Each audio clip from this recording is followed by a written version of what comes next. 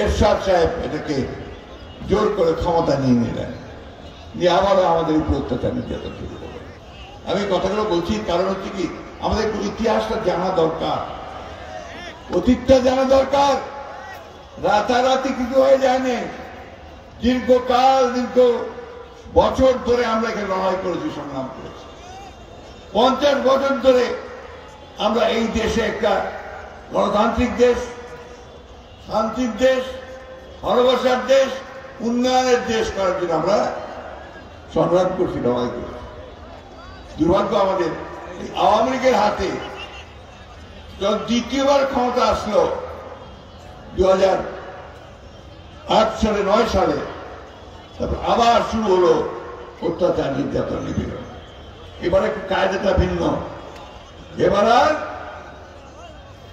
একদল ঘোষণা করে না, এবার দল রাখলো, গণতন্ত্রের একটা ফাসাদ থাকলো, ছদ্মবেশে শুরু হলো আবার সেই বাকশালী এক দলীয় ব্যবস্থা করার জন্য। এক এক করে আমাদের যে কেয়ারটেকার গভর্নমেন্ট একটা ছিল না, মনে আছে আপনাদের? ভোটের সময় একটা নিরপেক্ষ সরকার থাকবে, ফলে আমরা সবাই ভোট দিতে পারবো, এমন ছিল না? আমরা 3 বার ওইটাতে ভোট দিয়েছি, খুব ভালো ফলাফল পাইছি। দুঃখের কথা, আওয়ামী লীগ আসার পরে 2012 সালে সেই ব্যবস্থাটা বাদ দিয়ে দিল। ব্যবস্থা কি করলো, যে দলীয় সরকারের অধীনে নির্বাচন হবে, অর্থাৎ আওয়ামী লীগ ক্ষমতায় থাকবে আর নির্বাচন হবে, ভোট হবে। এখন শিয়াল যদি আপনার মুরগির খাঁচার মধ্যে ঢুকায় দেন, তাই তো করছে। আওয়ামী লীগ ঢুকছে আর কাউকে ভোট দিতে চায় না, একাই সে রাজা হয়ে বাড়ে গেছে, তাই না? এবং আমরা 3 বার ভোট দিতে পারি না। আর আমাদের ছেলে তো ভোট দিয়ে দিয়েছে, এখনো দেয় না। ইয়াং ছেলে যারা আছে ভোট দিয়েছ, ভোট দিতে পারছো?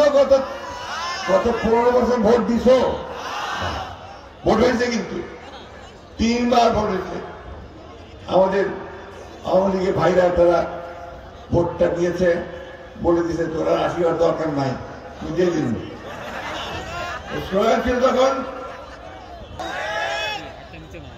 এই যে ভোট ব্যবস্থা শেষ করে দিল, মানুষ আর পছন্দ মতো ভোট দিতে পারলো না, এটা আওয়ামী লীগ সরকার করছে। এটা একটা দিক, আমার ভোটের অধিকার কেড়ে নিল।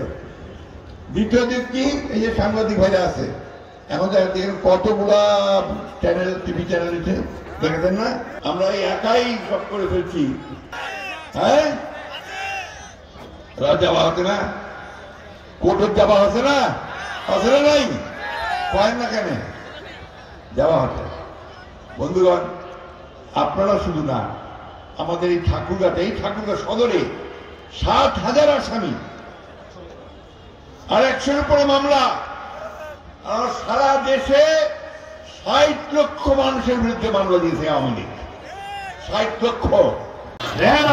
তার মূল্যবান বক্তব্য রাখার জন্য অনুরোধ করছি।